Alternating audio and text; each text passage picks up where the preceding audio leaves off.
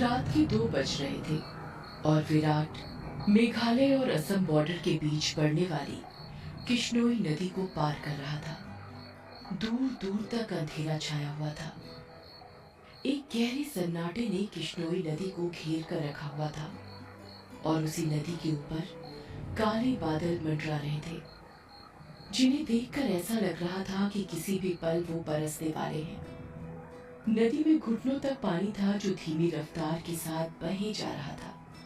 विराट के एक हाथ में मोबाइल का टॉर्च था तो दूसरे हाथ में साइकिल का हैंडल। विराट पैदल पैदल मोबाइल के टॉर्च की रोशनी के सहारे नदी पार कर ही रहा था कि तभी उसका मोबाइल बजने लग जाता है। विराट फोन उठाते हुए कहता है, हाँ वरना बोलो। मोबाइल के अंदर से एक औरत की आवाज सुनाई देती है। कहाँ तक पहुंचे आप जी? किश्नोई नदी तक पहुंच गया हूँ वरना। बस ये किश्नोई नदी पार की और फिर मैं सीधे तुम्हारे पास। वरना की घबराते हुए आवाज सुनाई देती है।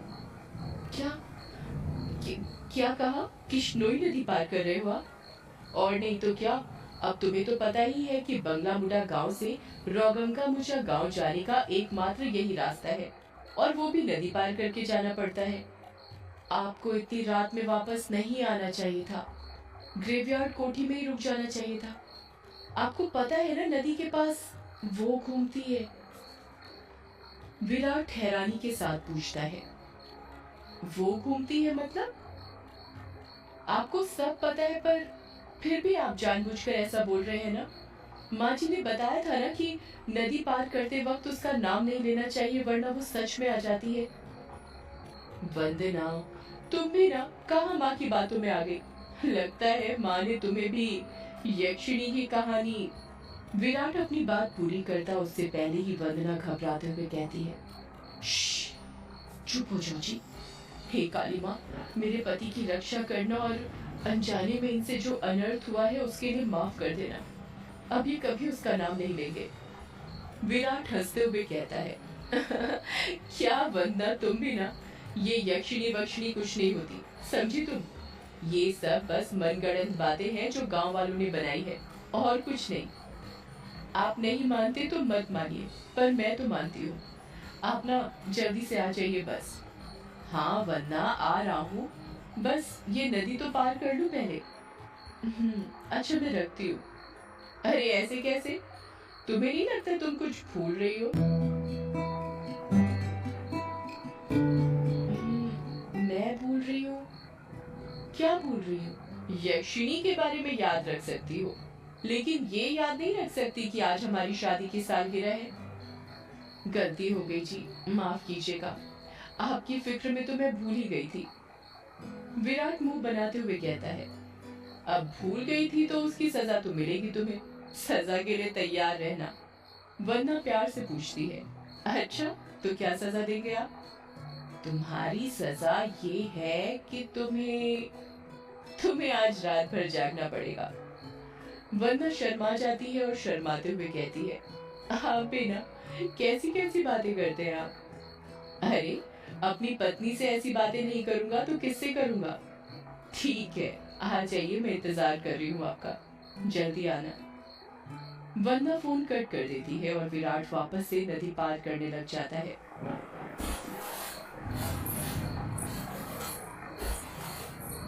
अभी विराट ने 1-2 कदम ही आगे बढ़ाए थे कि तभी उसको पायल बजने की आवाज सुनाई देती है। विराट को लगता है कि उसके पीछे से कोई लड़की भागते हुए निकली हो। पायल की आवाज सुनकर विराट जहां पर था वहीं पर रुक जाता है और पीछे मुड़कर देखने लग जाता है। जब वो पीछे मुड़ता है तो सिवाय अंधेरे के उसे कुछ दिखाई नहीं देता। उसके पीछे कोई नहीं था। ये वंदना भी ना यक्षिणी का नाम लेकर मेरे मन में उसका वहम डाल दिया और वही वहम डरा रहा है अब मुझे। और वैसे भी मैं तो खुद यक्षिणी से मिलना चाहता हूँ। बड़े चर्चे सुने हैं उसके। सुना है बड़ी खूबसूरत है।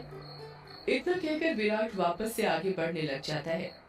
विराट मुश्किल से अभी 1-2 कदम चला ही था कि तभी उसे नदी के किनारे पर एक काला साया दिखाई देने लग जाता है।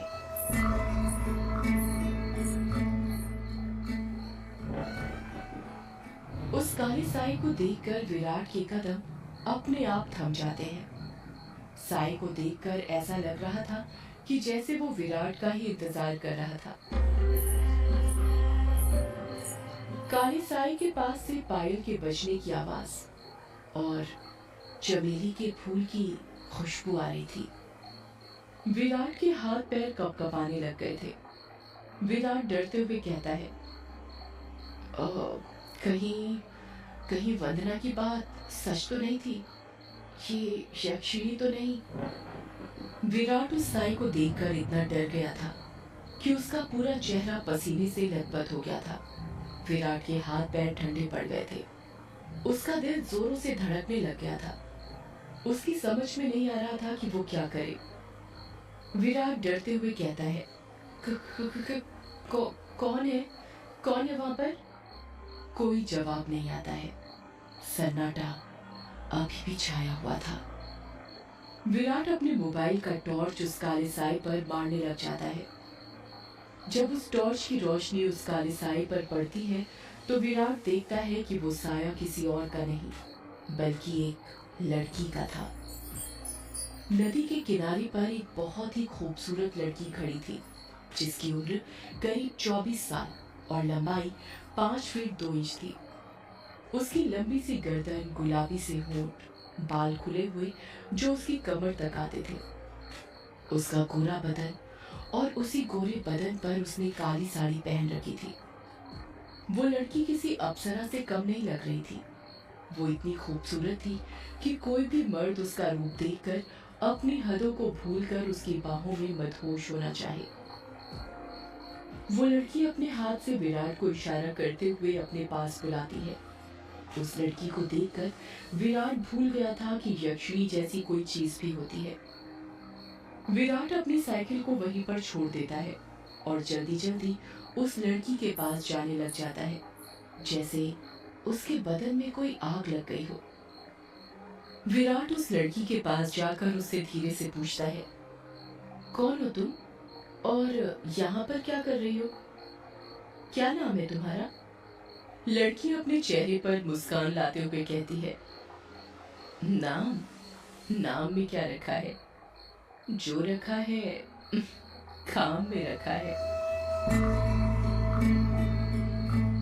कैसा काम? लड़की विराट की आंखों में देखते हुए कहती है, वही काम जो तुम घर पर जाकर अपनी पत्नी के साथ करने वाले थे। तुम उसे आज रात भर जगाना चाहते थे ना? क्या तुम मुझे नहीं जगाओगे? उस लड़की की आंखों में एक नशा सा था जिसे देखकर विराट सब कुछ भूल गया था। ऐसा लग रहा था जैसे वो उसके वश में आ गया हो।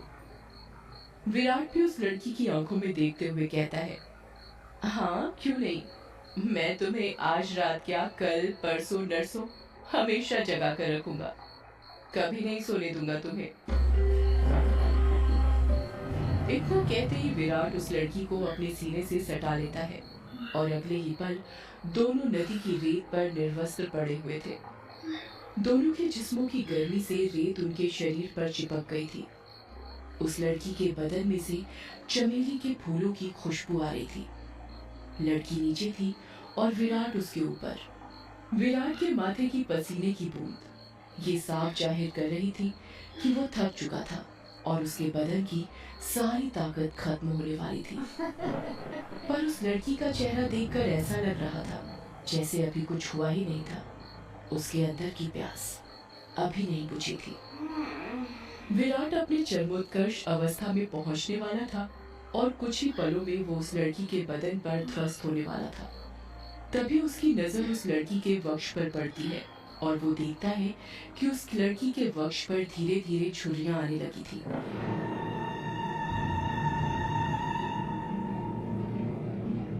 उसके हाथ पैरों की नसें बाहर निकलने लगी थी। उसके बाल काले से सफेद होने लगे थे। देखते ही देखते वो लड़की अचानक से बूढ़ी औरत में तब्दील हो जाती है। ये सब देखकर विराट की आंखें फटी की फटी रह गई थी। उसका गर्म बदन अचानक से ठंडा पड़ गया था। विराट कांपते हुए कहता है,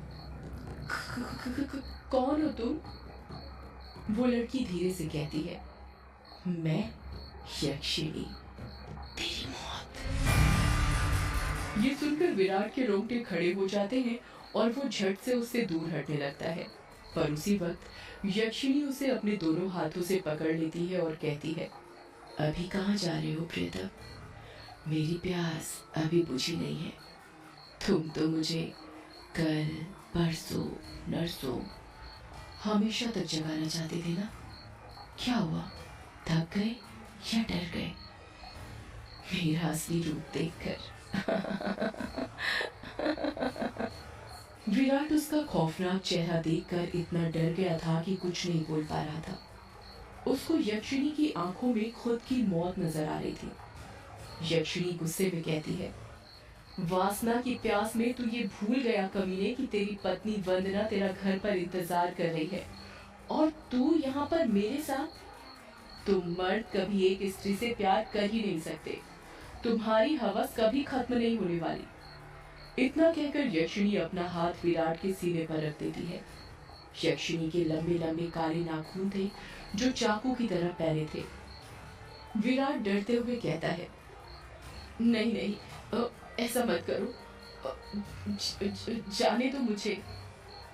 जाने ही तो दे रही हूँ, भोली भेंटोला, भोली भेंटोला। इतना कहकर यक्षिणी अपना हाथ विराट के सीने के अंदर घुसा देती है और उसी वक्त जोर से काले बादल गरजने लगते हैं और बारिश होने लगती है। विराट के शरीर का खून नाखूनों के सहारे यक्षिणी के शरीर में जाने लगता है।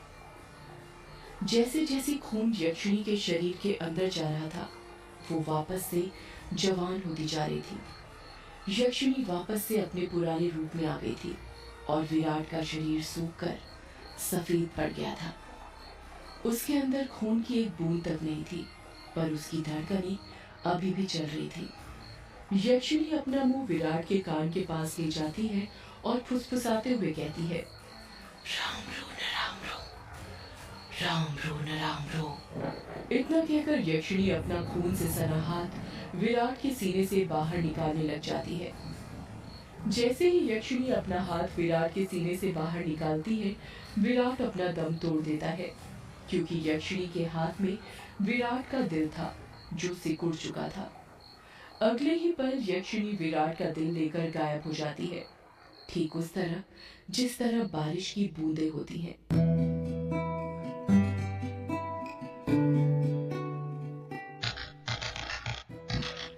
टाइपराइटर के बटन दबने की आवाज सुनाई दे रही थी।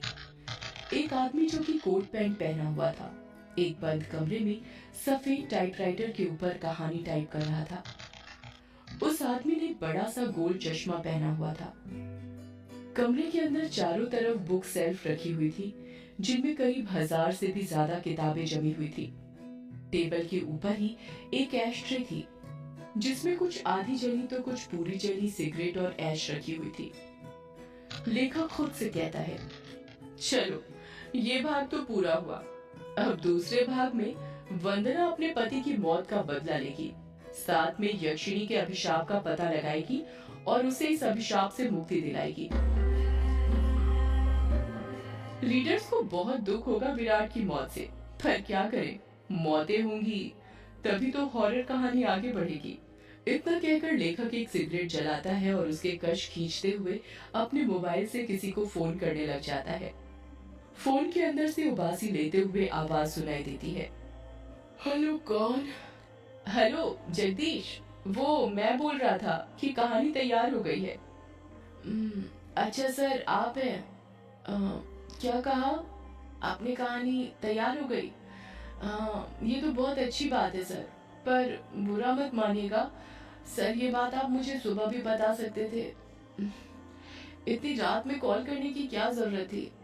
लेखक सिगरेट का कश खींचते हुए कहता है, क्या कहा इतनी रात में? आखिर अभी वक्त ही क्या हुआ है? बस।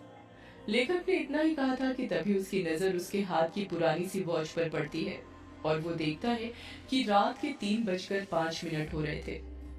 लेखक अपनी गलती महसूस करते हुए कहता है, अरे 3 बज गए, इतनी रात हो गई, मुझे तो पता ही नहीं चला। मुझे तो लगा अभी 9-10 बज रहे होंगे। कोई बात नहीं सर, मैं समझ सकता हूँ। आप इतनी लगन के साथ कहानी लिखते हैं कि आपको वक्त का एहसास ही नहीं होता।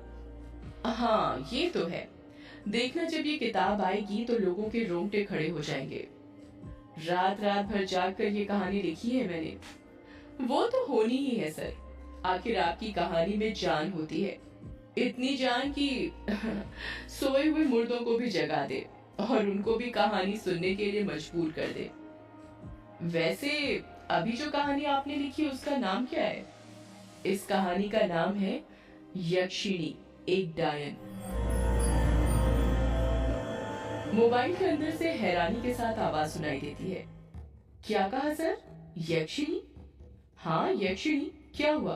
तुम इतने शॉक क्यों हो रहे हो? सर, मैंने सुना है ये जो यक्षिणी है ये आपके गांव के पास जो किश्नोई नदी है वहां पर घुमा करती है और मर्दों के साथ वो सब, यानी वही सब करके उन्हें मार देती है। हाँ तो सर, आपको डर नहीं लगता जिस गांव में यक्षिणी घूमती है वहीं पर रहकर उसके बारे में कहानी लिखकर अगर यक्षिणी ने आपको कुछ कर दिया तो? जगदीश, यक्षिणी इतनी बुरी नहीं होती जितना गांव के लोग और तुम सब समझते हो। मतलब ये कि यक्षिणियां बहुत अच्छी होती हैं, इतनी अच्छी कि दूसरों की खुशी के लिए अपना सब कुछ कुर्बान करने के लिए तैयार हो जाएं। पर कभी कभी जिंदगी में कुछ ऐसी घटना घटती है कि आपकी पूरी जिंदगी बदल जाती है। कैसी घटना सर? मैं कुछ समझा नहीं। पौराणिक मान्यताओं के अनुसार हमारे ब्रह्मांड में अनेक लोक हैं, जिसमें देवी देवताओं, सुर असुर, राक्षसों का वास होता है। इन सभी लोकों की दूरी पृथ्वी से अलग अलग है। कहा जाता है कि इन सभी लोकों में विष्णु लोक सबसे ऊपर है और सबसे निचला लोक यक्ष, यक्षिणियों और अप्सराओं का है, जो पृथ्वी से सबसे नजदीक हैं। जो लोग पृथ्वी के सबसे नजदीक हैं, उस लोक के देवी देवताओं की पूजा करने से वो देवी देवता जल्दी प्रसन्न होते हैं। जगदीश बीच में ही बोल पड़ता है, ऐसा क्यों सर? उस लोक के देवी देवता इतनी जल्दी प्रसन्न क्यों होते हैं? क्योंकि लगातार ठीक दिशा और समय पर किसी मंत्र की साधना करने से उन देवी देवताओं तक तरंगे जल्दी पहुंचती हैं। यक्ष यक्षिणियों के लोक में से ही एक यक्षिणी द्वापर युग के अंत में पृथ्वी पर आई थी, जिसको एक अभिशाप मिला था। एक ऐसा अभिशाप जिसने उसकी जिंदगी बदल दी थी। कैसा अभिशाप सर? आप किस अभिशाप की बात कर रहे हैं और उसे ये अभिशाप किसने दिया था?